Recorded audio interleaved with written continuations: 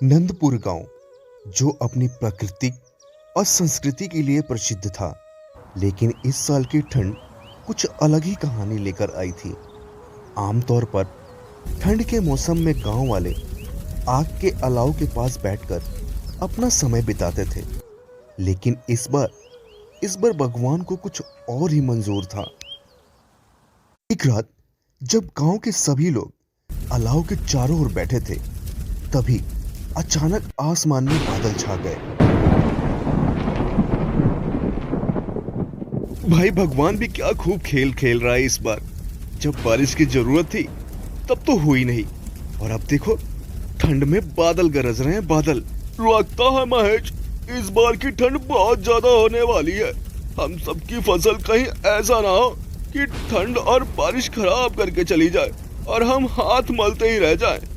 एकदम सही कहा आप लोगों ने। हमें अपनी फसलों पे और ध्यान देने की जरूरत है। हाँ, पर अभी सब अपने अपने घर चलते हैं।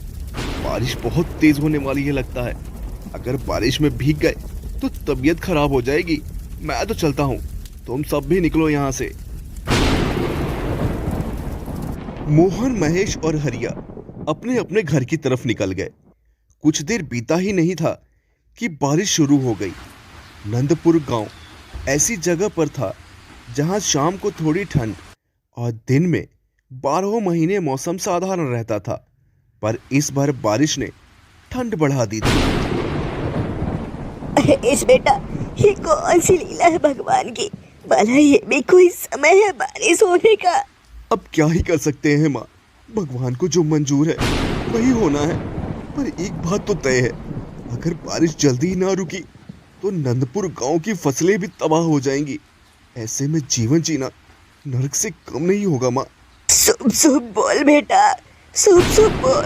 भगवान इतना निर्दयी नहीं हो सकता। देखना सब अच्छा होगा। पूरा नंदपुर गांव सदमे में था कि बारिश अगर रात भर हुई तो सब तबाह हो जाएगा। वहीं दूसरी तरफ मोहन बहुत खुश था। क्यों रे मोहन, पूरे गांव वाले जहाँ चिंतित है वहाँ तू इतना खुश हो रहा है। ऐसा क्या मिल गया बेटा तुझे? माँ खुश इसलिए हूँ तो इस बार महेश हमसे करीब हो जाएगा और गांव में हम सबसे ज्यादा पैसे वाले होंगे। क्यों रे, ऐसे कौन से तूने झंडे गाड़ दिए जो तू अमीर और वो महेश गरीब हो जाएगा? माँ, इस बार खेतों में सबसे ज्यादा पैसे किसने लगाए हैं? महेश ने। तो नुकसान किसका सबसे ज्यादा होगा? महेश का। क्योंकि मैंने तो इस बार खेतों में बहुत ही कम फसल लगाई है, और इस बारिश में अगर खराब भी हो गई तो क्या फर्क पड़ता है? हमारे पास तो पूरे साल खाने का अनाज है, बल्कि उससे ज्यादा ही है माँ। किसी की परेशानियों में उसका साथ देते हैं बेटा, ना कि खुश होते हैं। तुझे मैंने क्या यही शिक्षा दी थी बेटा? माँ, शिक्षा तो मुझे आपकी याद है, पर महेश का घमंड टूटना जरूरी है। पूरे गांव में घूम घूम कर कहता है, किसी को कोई जरूरत हो तो ले लेना मुझसे, किसी को कुछ जरूरत हो ले लेना मुझसे। बड़ा आया दानवीर। मोहन बेटा, तेरी सोच गलत है। वो जरूरतमंदों की मदद करने के लिए बोलता है ऐसा, ना कि किसी को जलाने के लिए, समझा? तू तो चुप कर माँ, तुझे नहीं पता कुछ। बस ये बारिश होती रहे, फिर देखना तू चल वे। वो कहते हैं ना कि भगवान को न मानने वाले लोगों की बात भी भगवान बहुत जल्द सुनता है। इसीलिए मोहन की बात भगवान ने सुनी और बारिश पूरी रात हुई।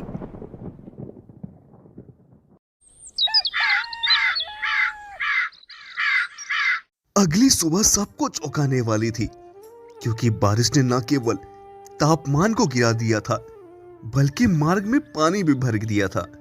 किसान चिंतित हो गए थे, क्योंकि उनकी फसलें खराब हो सकती थी।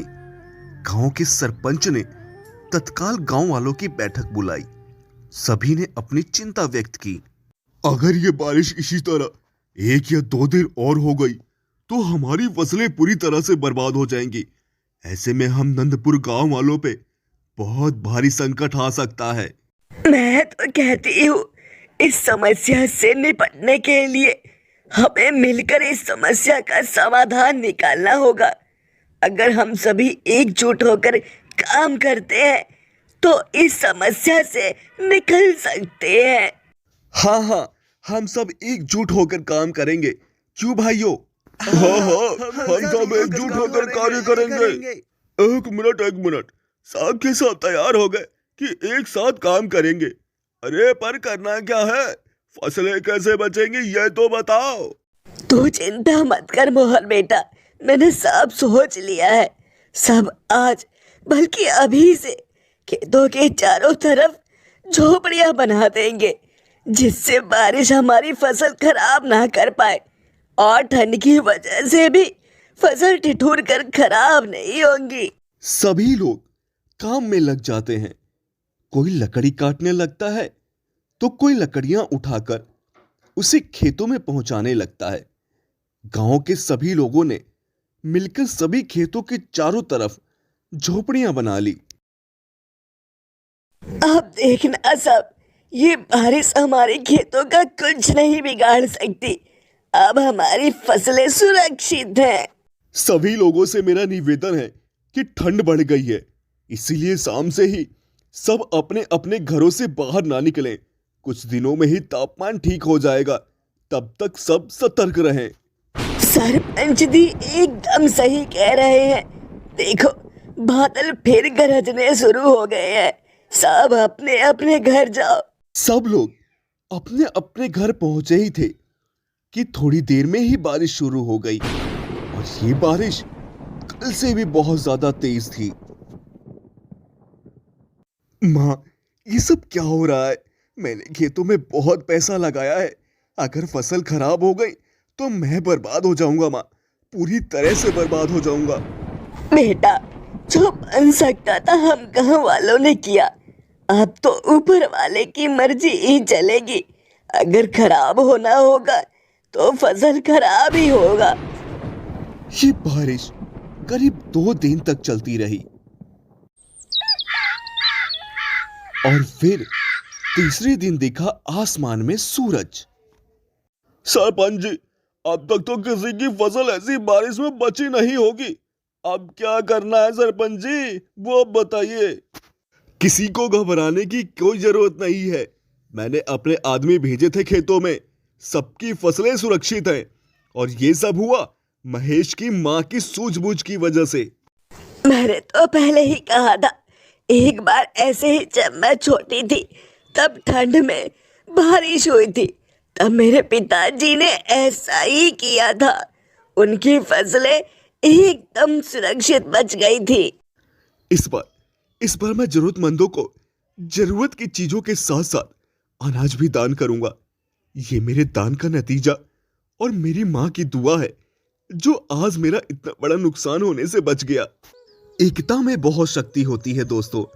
अगर हम एकजुट होकर किसी कार्य को करें तो उसमें हमें सफलता जरूर मिलेगी। यही इस कहानी की शिक्षा है। कहानी अगर आपको पसंद आई तो वीडियो को लाइक करें, शेयर करें, और हमारे चैनल को सब्सक्राइब करना ना भूलें, ताकि ऐसी वीडियो की नोटिफिकेशन आपको सबसे पहले मिले।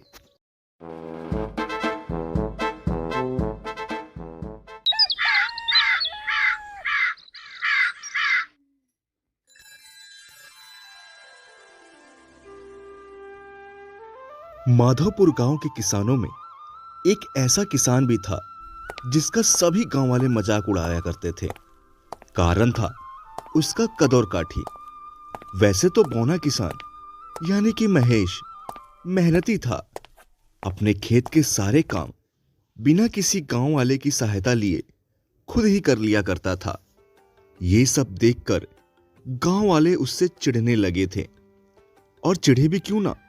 महेश छोटे कद काठी का होने के बावजूद बाकी किसानों से ज्यादा फसल उगाता था। माँ, इस बार भी मैंने सारे खेत बो दिए हैं, और इस बार की आमदनी भी यूं समझ ले अच्छी खासी होने वाली है। ये सब तो तेरी मेहनत का नतीजा है मेरे लाल, जो तू पूरे गांव में सबसे अच्छी फसल उगाता है। भगवान तुझे खूब तरक्की दे बेटा, खूब तरक्की दे। सुना है इस बार भी बोने ने सारे खेत अकेले ही बो लिए हैं। समझ नहीं आता ये बोना अकेले सारे काम कैसे कर लेता है। यही तो मैं भी सोच रहा हूँ राजा राम भैया, इतने कम कद काठी के होने के बावजूद सारे काम कर लेना भाई, सराहनीय काम है ये तो। सच कहूं हरि किशन, तो मुझे तो उसकी कमाई देखकर ईर्ष्या होने लगी है अब। पर इस बार उसकी फसल को अच्छी नहीं होने दूंगा मैं, देख लेना तू। इसमें ईर्ष्या की क्या बात है राजा राम, वो अपनी मेहनत से आगे बढ़ रहा है, बल्कि हमें तो उसे प्रेरणा लेनी चाहिए। उसमें कमियां होने के बाद भी वो हमसे कई गुना आगे है, और एक हम लोग हैं जो बहाने ही ढूंढते रहते हैं। जो भी हो हरि किशन, पर मैं अब खुद को पीछे और नहीं देख सकता। मुझे गांव में सबसे आगे रहना है, सबसे आगे।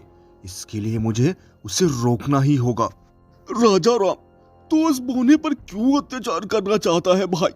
अगर तुझे सच में आगे बढ़ना है तो तू खुद से मेहनत कर अपने खेतों में और खेती करके आगे बढ़। बेचारे के साथ गलत करके क्या मिलेगा तुझे? सुकून मिलेगा हरि किशन, सुकून। जब मैं उसे बर्बाद करूंगा तो मुझे बहुत सुकून मिलेगा। तेरे दिमाग में ये जो गंदे विचार चल रहे हैं राजा राम, ये सही नहीं है। सही गलत पर ध्यान मत दे हरि किशन। तू अगर सच में मेरा साथ नहीं दे सकता तो कम से कम किसी को यह बात पता नहीं चलनी चाहिए कि मैंने उस बौने के साथ गलत किया है। तुझे समझाना अपने पैर पर कुल्हाड़ी मारने के बराबर है भाई। तू करेगा वही जो तुझे करना है। मैं तो जा रहा हूं। हाँ जा, पर याद रखना किसी को ये बात पता नहीं चलनी चाहिए। हाँ ठीक है।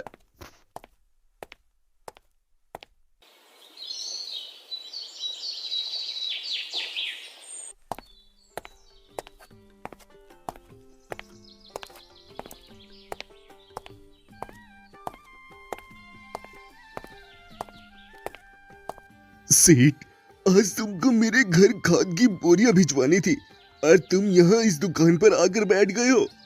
महेश, खाद वाली दुकान पर मैं लड़का रखकर आया हूँ, वो दे देगा तुझे। आज मैं इसी दुकान पर बैठूंगा। तू जा और उसे बोल देना वो खाद तेरे घर पहुंचवा देगा। ठीक है सेठ, फिर मैं उस दुकान पर जाकर लड़के से ले लेता हूँ खाद। इस बार की फसल लगता है पिछली बार से भी ज्यादा होने वाली है। अब की बार माँ के लिए मैं एक नया बेड ले आऊंगा, माँ भी खुश हो जाएगी।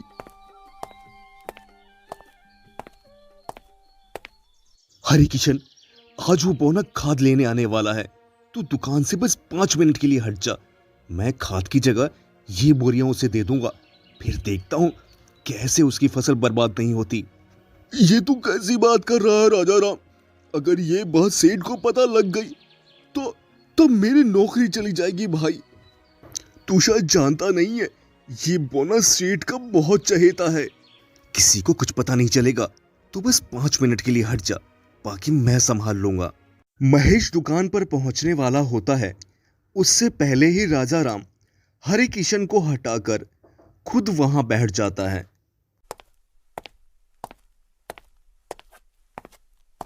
अरे राजा राम, तुम कब से सेठ के यहाँ काम करने लगी भाई? बस आज से ही शुरू किया बौने।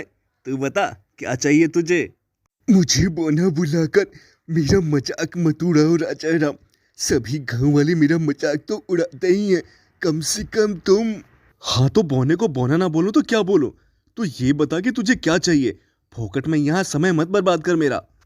खाद की बोरियां लेने आया हूँ, सेठ से बात हो गई है मेरी। हाँ ठीक है, बताया था उन्होंने। ये जो बाहर बोरियां रखी हैं तुम्हारे लिए ही हैं, ले लो जाओ। ठीक है भाई, शुक्रिया, मैं उठवा लेता हूँ बोरियां। महेश ने खाद के बोरे उठवाकर बैलगाड़ी में रखवा लिए और चल दिया।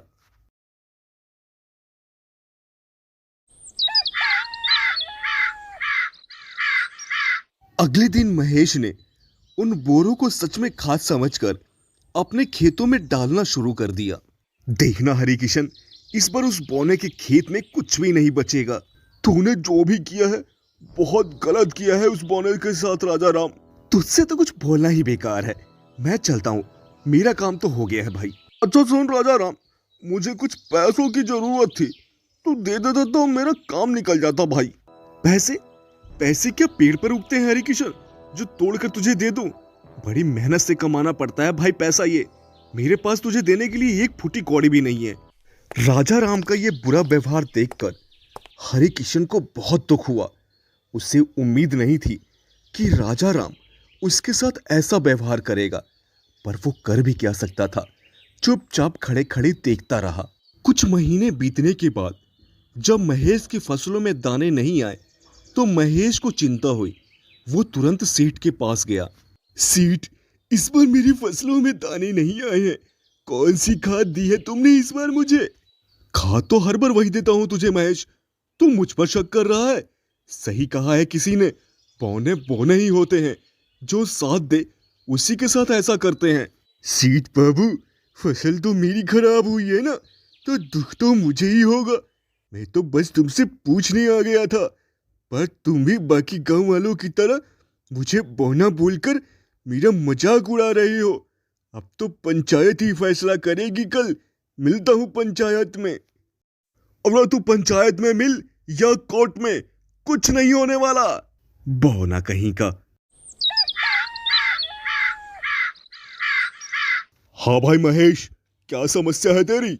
सरकार, मैंने सेठ की दुकान से खाद खरीदी थी, पर वो खाद मुझे लगता है कि खराब थी, जिसकी वजह से मेरी सारी फसल खराब हो गई है। मुझे तो बस इसका हर्जाना चाहिए सरकार। हाँ भाई रतिलाल, क्या कह रहा है ये महेश? सरकार, उस दिन मैंने अपने लड़के को बोलकर दूसरी दुकान पर आ गया था। मैंने लड़के को खाद के बोरे के बारे में बता दिया था, तो गलती होने का सवाल ही पैदा नहीं होता। ये बौना झूठ बोल रहा है। महेश, क्या तेरे पास कोई प्रमाण है कि रतिलाल ने तुझे खराब खाद दी है? प्रमाण? प्रमाण तो मेरे पास नहीं है सरकार। सरकार, मैं कुछ बोलना चाहता हूँ, अगर आपकी आज्ञा हो तो। हाँ बोल हरि किशन, क्या बोलना चाहता है तू? सरकार, सेठ की दुकान पर काम मैं करता हूँ, पर उस दिन कुछ ऐसा हुआ। हरि किशन, आज वो बौना खाद लेने आने वाला है, तू दुकान से बस 5 मिनट के लिए हट जा। मैं खाद की जगह ये बोरियां उसे दे दूंगा, फिर देखता हूँ कैसे उसकी फसल बर्बाद नहीं होती। क्या हरि किशन, तू ऐसा करेगा? मुझे बिल्कुल भी उम्मीद नहीं थी तुझसे। ये हो सके तो मुझे माफ कर देना रतिलाल सेठ।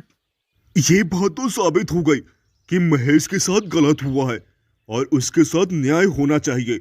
इसीलिए सबसे पहले हरि किशन की नौकरी छीनी जाती है, क्योंकि हरि किशन ने अपने पद का गलत इस्तेमाल किया है। साथ ही राजा राम की जितनी भी फसल है, इस बार सारी की सारी फसल राजा राम वाले महेश को दी जाएगी। उसकी यही सजा है। पंचायत अब यही खत्म की जाती है। बहुत बहुत शुक्रिया सरकार। गद्दार, तुझ पे भरोसा करके सारी बात तुझे बताई मैंने, और तूने मुझे ही फंसवा दिया। क्यों किया ऐसा तूने? बता नहीं तो यही खड़े खड़े तेरी जान ले लूंगा। याद है राजा राम, उस दिन मैंने तेरे से पैसे मांगे थे और तूने मना कर दिया था, ये कहकर कि पैसे क्या पेड़ पर उगते हैं। उसके बाद ये महेश आया और इसने मुझे पैसे देकर मेरी मदद की, तो भला मैं कैसे उसका साथ ना देता? हमें हमारे कर्मों की सजा मिली है, बस समझा। जितना दिमाग हम दूसरों के साथ बुरा करने में लगाते हैं, उतना अगर हम अपने काम में लगाते तो हम जरूर आगे बढ़ जाते। पर हमारी समस्या यही है कि हम दूसरों के काम में ही टांग अड़ाते रहते हैं। अगर आपने कहानी पूरी देखी हो तो हमें इस कहानी का मोरल कमेंट कर जरूर बताएं।